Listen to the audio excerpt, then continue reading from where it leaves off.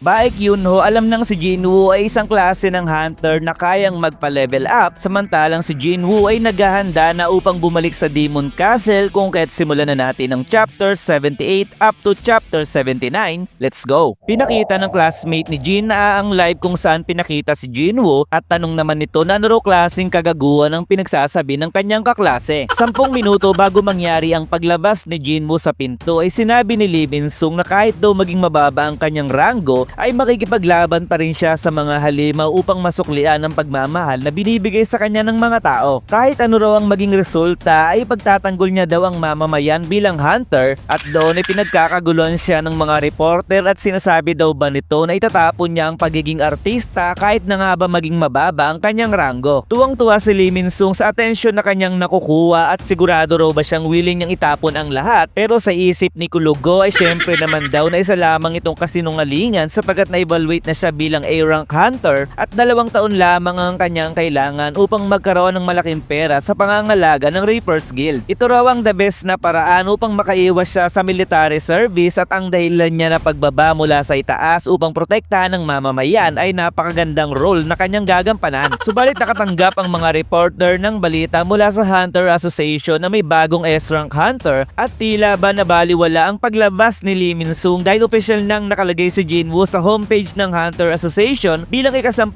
S-rank hunter ng Korea. Dito ay nanggigil ang mga reporter sa matinding balitang ito at nais na makita si Jinwoo kung kaya't nagmadali silang tumungo sa harap ng pinto dahil hindi raw nila pwedeng palampasin ang balitang ito. Nakaharang sila Mr. Woo sa pinto dahil nagpupumilit ang mga reporter na sila ay papasukin at dapat raw ay sinabihan na sila in advance sa balitang ito. Bakit daw sa lahat ng araw ay ngayon pa lumabas ang balita tungkol sa isang S-rank hunter, wika ni Kulugo, at sinabi naman ni reporter Lim na tatawagan na lamang niya bukas si Lee Min-sung at pinapalitan niya na din ang headlines para bukas na ang isang E-rank hunter ay naging S-rank hunter, samantalang si Kulugo ay nagmukhang tanga sa gilid. Nakita na din ng team leader ng mining team si Jinwoo sa balita at sinabi naman ng isang bugok na tama daw talaga siya ng akala at hayaan daw niyang makita kung anong klaseng krimen ang ginawa ni Jinwoo. Doon ay sabay-sabay nilang pinanood ang balita at nakita nila na si Jinwoo ang ika-10 S-rank hunter ng Korea na siya namang kinaputla ng bugok na kulugong ito. Nakita na rin ng mga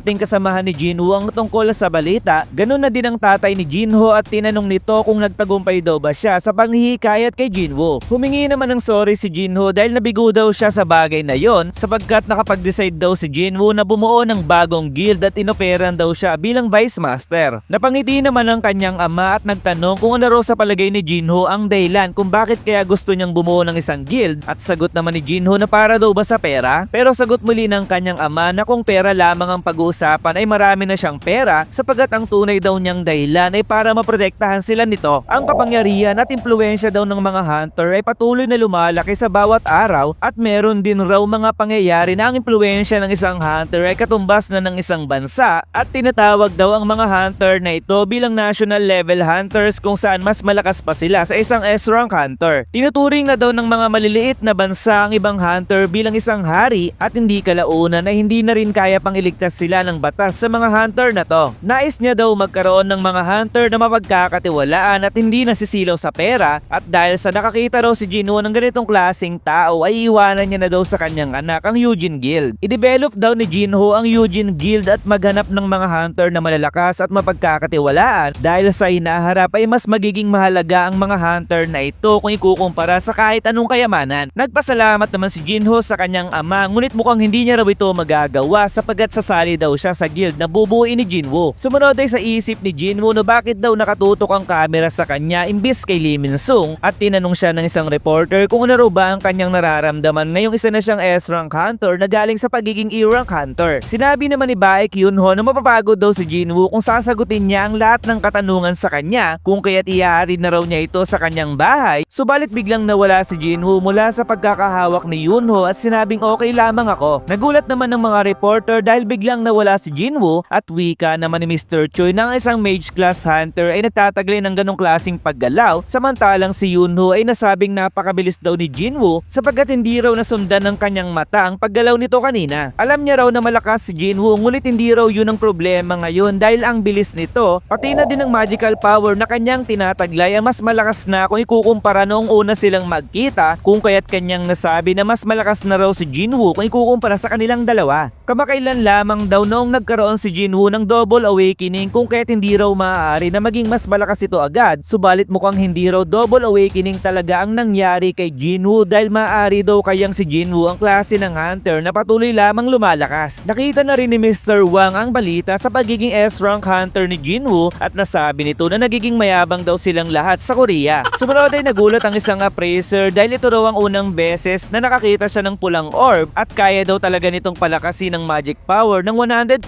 Kahit daw ang pinakamagaling na craftsman ay kaya lamang gumawa ng orb na may kakayahan na palakasin ng magic power ng 50% at kung makikita daw ito ni Mr. Choi ay tiyak daw na hindi niya ito palalampasin. Natagpuan daw ito ni Jinwoo sa loob ng dungeon na siyang hindi naman mapaniwalaan ng appraiser at tanong nito na gusto raw bang ibenta ni Jinwoo ang orb pero sagot ng bida na pag-iisipan niya muna ito. Nais daw i-clear ni Jinwoo ang Demon Castle sa lalong madaling panahon para magawa niya na ang Holy Water of Life kung kaya't kailangan niya daw ng artifacts na magpoprotekta sa kanya sa matinding init. Meron daw ba silang artifacts na may fire resistance at doon ay tumungo na sila kung saan ito matatagpuan dahil hindi raw nila ito pinopost online ngunit madali lamang daw makakuha nito. Sa lahat daw ng elemental magic ay pinaka-common daw ang apoy at doon ay pinakita na sa kanya ang iba't ibang uri ng artifacts sa loob ng silid. Ligtas daw bang i-display lamang ng ganito ang mga artifacts, tanong ni Jinwoo at sagot ng lalaki na may magic daw ang mga salamin at hindi raw masisira ito kahit atakihin pa ito ng isang A-rank hunter at nais daw bang atakihin ito ni Jinwoo upang siya ay maniwala. Kung masisira daw ito ni Jinwoo ay maaari na daw niyang iuwi ang item na nasa loob nito pero sa kanyang isip na kahit may nararamdaman siyang magic sa salamin ay matibay daw kaya talaga ito. Kaya naman si Jinwoo ay pinailaw ang kanyang mata at inipon ang kanyang lakas sa kanyang kamao, subalit bigla siyang pinatigil ng appraiser dahil nagbibiro lamang siya sapagkat kung masisira daw ang salamin ay pupunta agad sa lugar na yun ng mga veteran hunter mula sa Hunters Guild. Isa raw mage class hunter si Jinwoo pero bakit daw nakakatakot ang aura nito at tanong naman ni Jinwoo na kung meron daw ba silang dagger. Inalalayan ng isang trabahador si Jinwoo at napansin ng appraiser na may bitak sa salamin at wag daw sabihing nagawa ito ni Jinwoo kahit na nga ba hindi niya ito nahawakan. Sinabi ng lalaki na halagang 30 million won ang presyo ng dagger at sa isip ni Jinwoo na mas mababa daw ang quality nito compared sa kanyang Night Killer at parehas lamang daw ito ng stats sa kanyang Rasakas Pang. Tinanong ni Jinwoo kung magkano raw ang dagger na kanyang hawak at nabilib naman ng lalaki sa quality ng dagger pero sa isip ni Jinwoo na galing lamang ito sa kanyang store at sinabing muli ng lalaki na mababa na daw ang 100 million na halaga na kinagulat talaga ni Jinwoo. Nasa halaga daw ng hundreds of million ang baluti na suot-suot ni Jinho at kung mabebenta niya daw ang mga